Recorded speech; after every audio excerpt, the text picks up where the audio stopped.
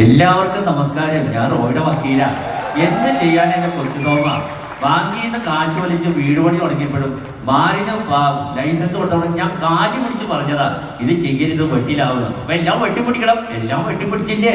എല്ലാവർക്കും എന്നെ മനസ്സിലായെന്ന് വിചാരിക്കുന്നത്. എന്നാ നല്ലൊരു ഐഡിയ വന്നോടെ. ഞാൻ റോയുടെ വക്കീല. ഇങ്ങനെയല്ല അതിന്റെ സൗണ്ട്. അതെ അതെ. രണ്ടാമത് നിൽക്കുന്ന ആളാണ് വിജയൻ പെരിങ്ങോട്. എല്ലാ സിനിമയിലും ചായക്കടക്കാരൻ, നമ്പൂതിരി, ഇതൊക്കെ ആയിട്ട് ആളെ കാണാൻ സാധിക്കും. നമ്മുടെ നരൻ എന്ന സിനിമയിലും നമ്മുടെ ആനന്ദ് എന്ന സിനിമയിലൊക്കെ കണ്ടിട്ടുണ്ട്. അദ്ദേഹത്തിന്റെ ശബ്ദം ഇങ്ങനെയാണ്. എന്റെ രാമനാഥൻ അർജുന കേമന അതൊക്കെ അല്ലെങ്കിൽ തന്നെ ബലരാമനെ കലുവർന്നിട്ട് എന്നാ ചൂതാട്ടാവും.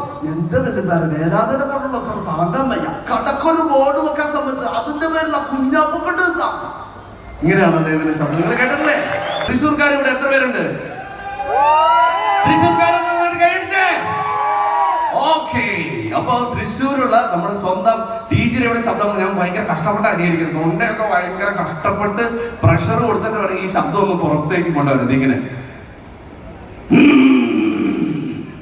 കാറ് വാങ്ങിക്കാനുള്ള ആള് ഇങ്ങനെ കുറെ ആളുകൾ വന്നിട്ട് നമ്മളെപ്പോഴും സമയം പറയാം. നമ്മൾ കറക്റ്റ് സമയത്തുമ്പോ അവര് പറയും ഓൻ്റെ അവരുടെ കട്ടിലിന്ന് ഇന്നിട്ട് പോലെ ഉണ്ടാവില്ല. ഇന്നിട്ടും വെച്ച് കാറ്റും ഓൻ്റെ വേ. റോസമ്മ പൊന്നു രാജ്യസഭയിലെത്തും. അപ്പൊ എല്ലാവർക്കും നന്ദി, നമസ്കാരം, താങ്ക് യു.